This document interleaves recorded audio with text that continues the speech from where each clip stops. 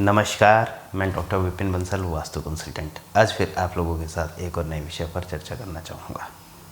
आज मैं जिस टॉपिक पर चर्चा करने जा रहा हूँ वो है डिज़ाइनर साड़ियों का शोरूम। आप भी अपना नया शोरूम बनाने जा रहे हैं या आपका शोरूम पहले से बना हुआ है और आपके यहाँ काम अच्छा नहीं है, या फिर आप अपने शोरूम को रेनोवेट करने जा रहे हैं, तो आप मेरी इस वीडियो को ध्यान से देखिएगा, सुनिएगा, समझिएगा और विचार कीजिएगा। आज मैं जिस टॉपिक पर वीडियो बनाने जा रहा हूँ उसके लिए मैसेज आया है कि मेरी अपनी डिज़ाइनर साड़ी का शोरूम है।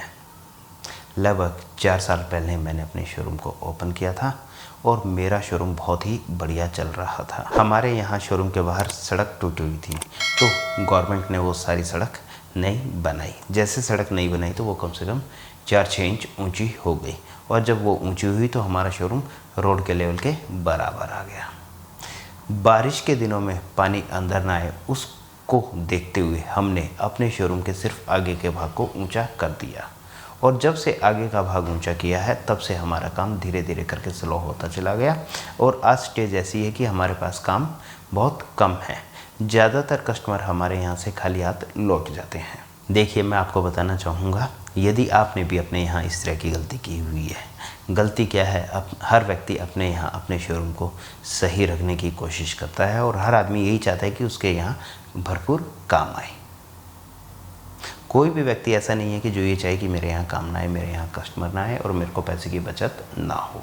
देखिए, मैं आपको बताना चाहूँगा, आपका जो शोरूम है वो नॉर्थ फेसिंग है, और आपने अपने फ्रंट का भाग यानी नॉर्थ का भाग, ये मान लीजिए आपने 6-7 फीट का एरिया आपने फर्श के लेवल में ऊंचा कर दिया है, जिसके कारण आपका पीछे का हिस्सा नीचा हो गया और आगे का भाग ऊंचा हो गया है। जब भी जो भी व्यक्ति जिसका शोरूम नॉर्थ फेसिंग है या दुकान नॉर्थ फेसिंग है और वो अपना आगे का भाग ऊंचा कर लेते हैं, तो उनका काम धीरे धीरे करके स्लो होता चला जाता है।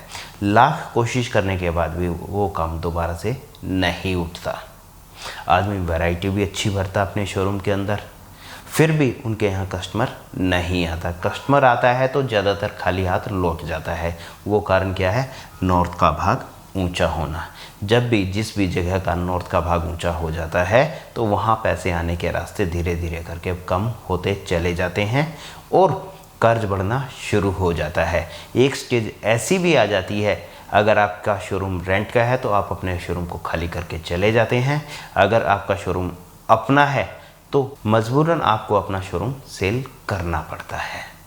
इस तरह के रिज़ल्ट मैंने खूब देखे हैं, क्योंकि मेरे को वास्तु कंसल्टेंसी करते हुए 23 साल हो गए हैं, और जब से मैं वास्तु कंसल्टेंसी कर रहा हूँ तब से देखता आ रहा हूँ जिन जिन लोगों ने अपने यहाँ नॉर्थ के भाग को ऊंचा किया है वो धीरे धीरे करके बर्बादी की ओर चल पड़े हैं। बहुत सारे क्लाइंट ऐसे भी मिलते हैं, कहते हैं बंसल जी हमारा काम बहुत बढ़िया था, हम अपनी लाइन में अपने एरिया में टॉप में थे, पता नहीं हमसे कहाँ कैसे क्या गलती हुई और हम आज रोड पे आके खड़े हो गए हैं, या हम काम तो कर रहे हैं लेकिन दूसरे व्यक्ति बहुत आगे बढ़ गए, हम पीछे की ओर चले और दूसरे व्यक्ति आगे की ओर चले। देखिए, जब व्यक्ति सोचता है, समझता है, विचार करता है तो उसको पता चलता है कि उसके यहाँ उसने क्या गलती की है। आपके यहाँ इस तरह की समस्याएं आ रही है तो मैं आपको कहना चाहूँगा कि आपने अपने यहाँ पर करना क्या है। आपका जो शोरूम है वो नॉर्थ फेसिंग है और आपने अपने यहाँ नॉर्थ का भाग ऊंचा किया हुआ है, तो मैं आपको कहना चाहूँगा कि यदि पॉसिबल हो, आप जैसे तैसे दुखी होके या सुखी होके आप अपने अंदर के फर्श को बाहर के फर्श के लेवल से ऊंचा जरूर करें। यानी नॉर्थ का जो फर्श का लेवल ऊंचा है, ये मान लीजिए आपने 4 इंच 6 इंच या 9 इंच ऊंचा किया हुआ है, तो अंदर के शोरूम का फर्श आगे के फर्श से 6 इंच किया हुआ है तो 9 इंच कर दो, 9 इंच किया हुआ है तो आप 12 इंच ऊंचा जरूर करो, और फर्श की ढलान साउथ वेस्ट से नॉर्थ ईस्ट कॉर्नर की ओर, यानी साउथ वेस्ट से नॉर्थ ईस्ट कॉर्नर की ओर जरूर करें। ये तो आपका एक मेन पॉइंट हो गया। अब इसके साथ मैं आपको बताना चाहूँगा तुरंत रिलीफ आपको कैसे मिलेगा। आपने अपने यहाँ पर करना क्या है? छोटा सा उपाय है, कहने के लिए तो छोटा सा उपाय है, लेकिन अपने आप में बहुत बढ़िया रिजल्ट आते हैं। जो आपका अपना नॉर्थ का भाग है, जो फर्श का लेवल ऊंचा है, यहाँ पर आपने इस हिस्से पर ये प्लस इसकी जो नीचाई है, यानी अंदर वाले फर्श की और बाहर वाले फर्श की जो ऊंचाई बनती है उस ऊंचाई पर आपने स्काई ब्लू कलर का या ब्लू कलर का कारपेट बिछाना है। कारपेट कौन सा? प्लास्टिक वाला। वो आप इसके ऊपर पेस्ट करेंगे तो मेरा अपना ये मानना है कि आपके यहाँ रिज़ल्ट बेहतर आ जाएंगे। और जब आपको रिज़ल्ट अच्छे मिलेंगे तो आप अंदर के फर्श के लेवल को भी ऊंचा करा सकते हैं, क्योंकि आपकी सड़क तो ऊंची है, आपका अंदर का भाग नीचा है।